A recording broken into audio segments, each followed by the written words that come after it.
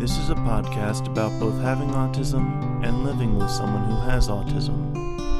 My mom is Sonya, and I'm Josh, and this is Josh Has Autism. Hey everybody, welcome to Josh Has Autism. Hello. So Josh, I miss you. I miss you too. It's kind of strange trying to do this with you on the phone instead of being right here with me. I know, it's the first time we've done this, so it does feel weird to me too. But everybody, I am in Florida again because my dad and Josh's pappy had shoulder surgery yesterday. He's doing just fine, but I'm down here to take care of that until, he's up and around. So anyway, Nana can't get around too well, so I'm here helping him out.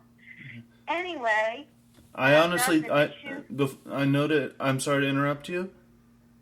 I thought you were going to say something along the lines of because life hates you or something like that. That's why I'm in Florida. Yeah.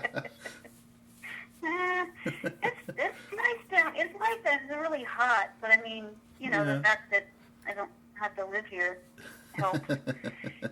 Remember the other day, you told me that there was an actual thing that's like if you put in your birth date, and it was Florida Man or something, right? Yes. Oh my gosh. Yeah. So like if you put in your phone Florida Man, and then your birth date. Not the year. It's gonna pop. Not necessarily the year. Okay. So something's gonna pop up that's weird that happened in Florida. So. To Florida Man, yes. Yeah. So.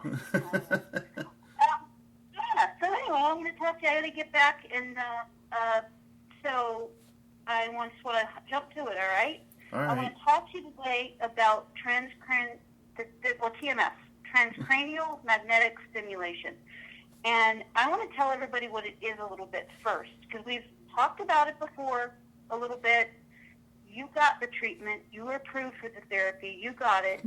And so I want to talk about how it was, how it felt to you, how long it took, all of it, if you felt any different after and all that. But first I want to describe a little bit. So transcranial magnetic stimulation, it's a non-invasive treatment that directs recurring magnetic energy pulses at the specific regions of the brain that are involved in mood control. So basically, those pulses, they pass through the skull and stimulate brain cells that can improve communication between different parts of the brain. So when the TMS pulses are delivered at regular intervals, it just stimulates the neurons, and that helps the neurotransmitters to kind of connect to one another. Connect to one another, communicate. And I remember when you were a kid, them talking to me about neurotransmitters. And it's always kind of striking with autism. It's like, okay, so you've got all these neurotransmitters. One of these transmitters is it's like if you look at it like baseball. And there's a catcher and pitcher, and so this neurotransmitter is thrown, right? And it just falls short of the catcher. That's kind of the way it was described to me when you first were diagnosed with autism. So anyway, we know that the neurotransmitters are in play with autism, but TMS is for depression. Yes. I think that we're working on some benefits, some treatments for all kinds of conditions, but this one right now they're doing it for depression, and it's also for OCD. So I did want to say that, like I mentioned before when we brought this up about, the first thing brought up I thought was the shock therapy. No way, because I remember One Flew Over the Cuckoo's Nest, and there's no way that I was going to do that to you. But yeah, because it's not shock therapy. It's No. It's not even close. The only thing, the closest that the electricity comes to me is whenever it goes through the magnet to create these pulses, and that doesn't even touch me physically. Well, the other one, right, and the one that came to mind for me, that's basically electroshock. It's electroconvulsive therapy. And it's the one where you need sedation and downtime afterward, and it has memory or cognition side effects. But for TMS, it's not that whatsoever. Correct. Because essentially, it uses magnets, and the magnetic pulses, it's the same strength that are used in the MRI machine. Yeah. And they're considered very safe. Very what? And you don't have any, they're considered very safe. Oh. And you didn't have any downtime. Well, let me say this. They said there's no downtime, but you did have some downtime, but not the kind that you would get from electric shock, not something that you would have to, like you needed. It was not a recovery time. It was, I would say that it was a recovery time for you personally, because every time when we got home after doing it, you would pass out for at least a half hour, usually about an hour. Yeah. Pass out isn't go to sleep, not just fall unconscious. I'm glad you said that. Yeah, you didn't fall over and you're yeah. You said you need to take a nap, so you would go in and take a nap. Yeah. So anyway, it's only been approved for, like I said, for depression right now. But there's kind of some stipulations too with it. Is that TMS is it's typically used with standard treatments like therapy or medication don't help. Like they don't do the trick. Right. And sometimes medication has side effects. Some people have a really hard time taking medication because of side effects. And so this is a good option for that, for those people, and for you. Because the other thing is that there's kind of a criteria. They say that you've had to try at least 2 different antidepressants, and when those have not attained a therapeutic level, and you don't have the benefit, and you don't improve on 2 different antidepressants, then that's when you kind of fit the criteria for getting TMS, and also it kind of helps your insurance company pay for it. Yeah. Which is something you didn't worry about, Josh, but the charge for this is $2,500 for yours. I don't know what anybody else's would be. Yours was $12,500. But with our insurance, it came to be right around $1,200, which is so much easier to do. So much easier to do. Yeah. Yeah. So anyway, the treatment that you got, why don't you talk about it a little bit and how it felt, how long it lasted, all that stuff. Okay. So the treatment itself, whenever it would first, after it was put in the location that needed to be, which is right outside of my skull, right outside where is right in front of the temple on the left side of my head, so that it would reach the front left side of the yeah. If only I could talk. Right. It's a prefrontal cortex. Yes, thank you. Yeah. And on the left side. On the left side, yes. And so once it was in place, the machine would turn on. It could or could not have a little chime that would alert that it was about to do each little section of it being on. And what I mean by that is that the treatment itself, it would last for, I think it was 4 seconds, and then be at a resting state for 11 seconds. Mm-hmm. And then it would go on for 4 seconds and then rest for 11 seconds. For, I think it was 20 minutes each session. Mm-hmm. Right. Yeah. So. I mean, then there was setup time. Yeah. But yes, but so the first time was longer because they had to measure everything. Yes. There's something that they measure on the top of your head. There's something that's equal with your eye level, and they had to set everything up. That's setting it up so that it's in the proper location. Right. So the first visit took much longer, but then after that, once you got in, it was pretty quick. But the actual treatment itself, you're absolutely right, was 20 minutes. Yeah. And so whenever it was in the on position, I guess, it for those 4 seconds or so, it felt, the best way I could describe it was like a blunt hummingbird tapping on your head. Not hummingbird, woodpecker, pecking on your head with a blunt beak. Mm-hmm. A blunt beak. Yes. So it didn't hurt. Right. It was a little bit annoying, but it did not hurt. No. Okay. And I'm going to try tapping on the thing. Hopefully, it comes up in the podcast. It was okay. For the speed and about how hard it felt. Okay.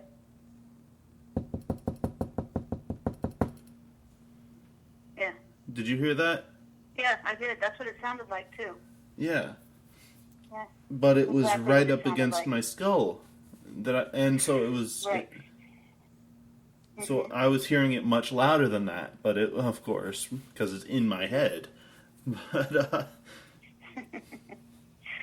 well, and you had to wear earplugs, the safety precaution, because even I was supposed to wear earplugs in there because, just because of the sound. Yeah. And you did that. Sometimes your one ear would have troubles and it wouldn't stay, and Yeah. you didn't really like to wear them. But yeah, so they have you do that. The treatments are daily sessions, so that means 5 times a week for 4 to 6 weeks. That's the typical time frame. Right, and including the setup day and the in the middle of the treatment, I meet with the doctors, make sure everything is okay and everything like that, and they check to see if the alignment is still good and things like that. I believe it came to a total of 40 sessions for me. Mm-hmm. It was 40. Okay. Mm-hmm. And so, I want you to tell everybody so you describe what it felt like. What did it do? So, one thing that I noticed almost immediately after having even the first session was that. All right, imagine. I know that I wear glasses, and sometimes I wear contacts. But whenever I wear glasses, I can see things through the lenses, but everything around it is really blurry. Mm-hmm. Now, for people who don't wear glasses, imagine you're wearing sunglasses and it's really bright out, okay? So, everywhere where it's really bright that comes in around the sunglasses, imagine that being darker than what you're looking at through the lenses. Mm-hmm. And where instead of wearing lenses, it's just your regular sight, where it just grays out into the black. Right. That's what it was like before I had this treatment. Mm-hmm. And I didn't even realize it. because whenever I started having these treatments, I was able to recognize, hey, I'm not seeing this anymore. So it was there as long as you can remember? As long as I remember being depressed, yes. Mm-hmm.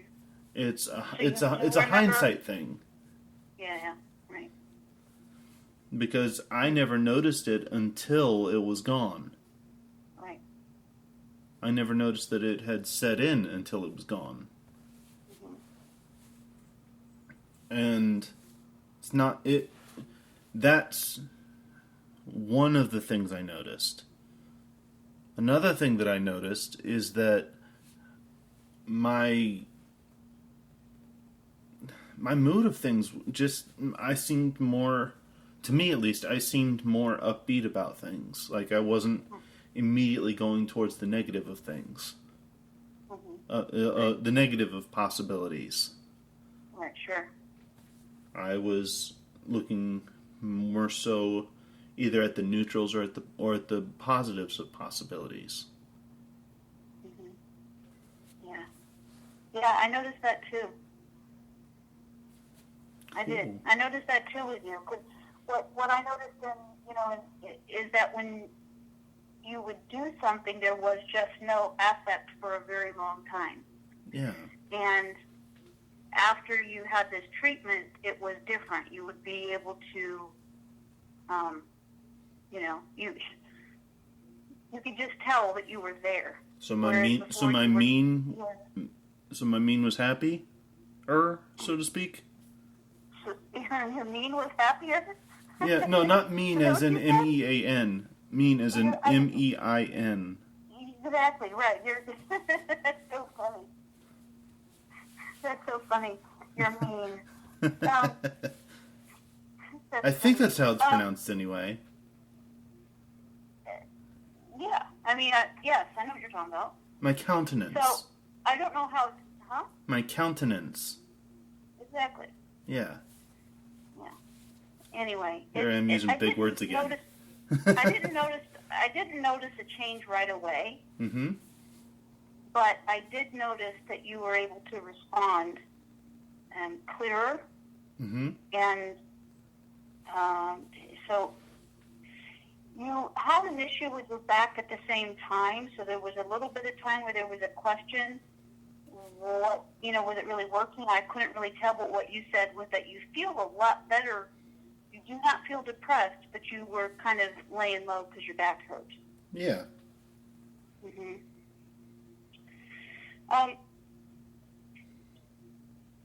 So it's been over with 3 weeks, 3.5 weeks. Wow. Okay. Almost 4 weeks. Wow. Yeah. Mhm. Okay. And it's still the same? Yeah. That's awesome. Yeah. That's awesome. So it doesn't work for everybody, but it definitely has some. The numbers are improving all the time. As they first came out with this whole thing, this whole magnetic treatment, like in the 80s, but then it didn't get FDA approved till 2008. And since then, they predominantly use this therapy for OCD and depression. And they're a little bit different because So for example, you can't go in and say, I want this for depression and OCD. It's a different treatment entirely because it stimulates the different neurons in the brain at different locations. Yes. So it's not the same. So that would be a different treatment. Right. But when somebody has this, like they're fully awake, I remember you could read, listen to music, watch TV, or talk. Yeah. You do whatever you did not have to. You could just, you could certainly just lay with your eyes closed, but I don't know if that ever happened. It did. A couple times, yeah. Mm-hmm. But with that said, I couldn't read because it would rattle my eyes whenever it was on, and so I couldn't read things, but I could watch TV or something like that. Mm-hmm. Yeah. It never felt hot or anything, right? No. That was just the room occasionally because the air conditioning was kind of wonky or whatever. Right. Yeah. So, anyways, there's like 1 out of 3 people, I think the number is, that gets, they have no depression when this is done. I believe it was 60%. Or 60% of the 70% success rates are permanently good to go. Say it again? 60% of the 70% of the success rate are permanently okay. Mm-hmm. That's if I'm remembering the numbers correctly. It's something along those lines, though. Yeah. You know what? They gave us documentation, but I'm not home.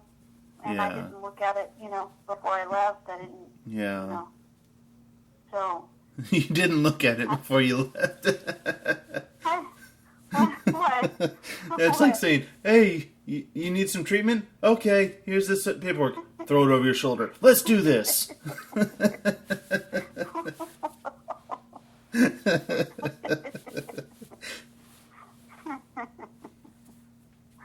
Oh, no. So, there's been improvement. We talked about how it felt, especially the sessions. We had talked about that. How many visits, talk about that. Is there anything else that you want to talk about it? Well, not only was the treatment very beneficial, but the way that were they nurse practitioners or what were they? They were technicians. Okay, the way that they treated me as a person was phenomenal. Yes. And yes, they were wonderful. Oh my gosh, yes. They always made sure that somebody was in there with me. If you weren't in there, they always made sure that there was somebody in there with me. And even when you were there, they would try and make sure that they were in there with us too. Mm-hmm. It would go by fast because we would talk so much. Yeah. Mm-hmm. Yeah, they were really nice. Yeah. I did want to say that as I was reading before, I recall that the benefits are not necessarily permanent. Sometimes they are, and sometimes, a year or so later, or even 10 years later, you might go back and have the treatment again. Right. So everybody's going to have different results. So, by us talking about this, I don't want anybody to think, oh, if you go, you're going to get rid of your depression. That happened for you, and it took you to a point.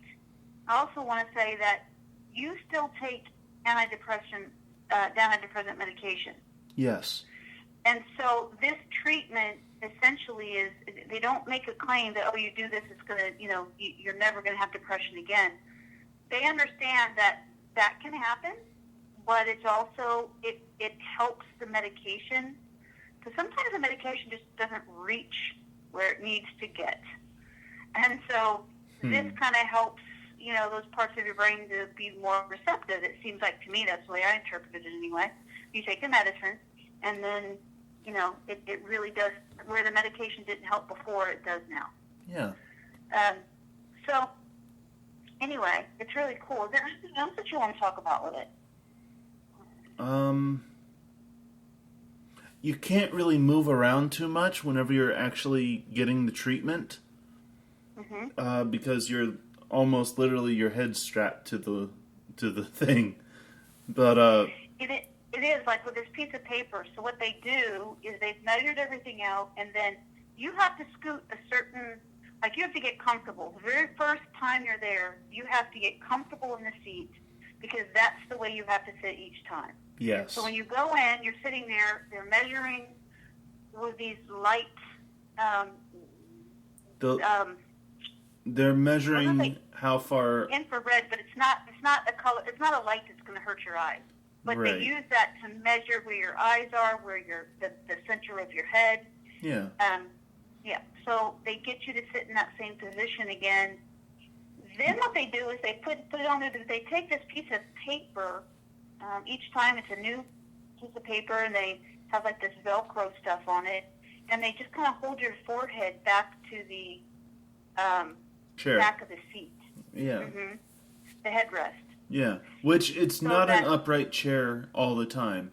Whenever we get there, it is upright, but then it leans back with the legs coming up a little bit, like a recliner. No, well, yes. To me, it reminds me of like a dentist chair. That too. That's what it reminded me of.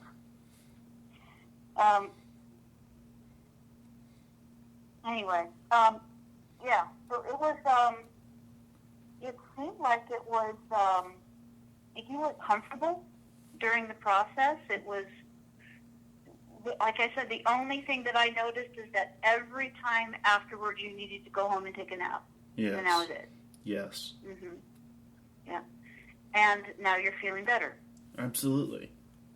Yeah. So. Very cool. Yeah. Very cool. So. Well, I think this. I don't really have much else to contribute to this podcast. I don't think. I'm sorry. No, you know what, honey? I appreciate that this is going to be short today because Pappy had a surgery yesterday, and I was there all day. And the last night was hard to sleep because it's a caregiver down here. So anytime I would hear anything, I would wake up. Yeah. So I'm a real light sleeper. So Yeah. and it's been today taking care of him again, and I'm glad to do it. I'm just kind of tired. Okay. So I appreciate you participating and dealing with my stumbling through and my lack of clarity today. We also have to do next week. We also have to do it by phone because I'm still going to be down here next week. Oh, okay. More than likely. Okay. Yeah. So anyway, everybody, I forgot we were doing a podcast, and I was just talking to you. Well, that's a good thing, though. Yeah. That's a good thing. Yeah, that's funny. I totally forgot we were doing a podcast. Anyway, well, listen, everybody, thank you so much. If you have any questions about this experience, I think that we've covered it all. We're not endorsing this. What we are saying is that Josh definitely had improvements. To me, the way that it works for me is that when I see that insurance is willing to pay for it, then I know that there's been an awful lot of study done because this wasn't anything that I've ever even heard of before you were sent there. Yeah. And we thought it was just a regular therapy place. Yeah. Yeah. Where you went, they didn't even do regular therapy. This was therapy. Yeah. This was it. Yeah. This was it.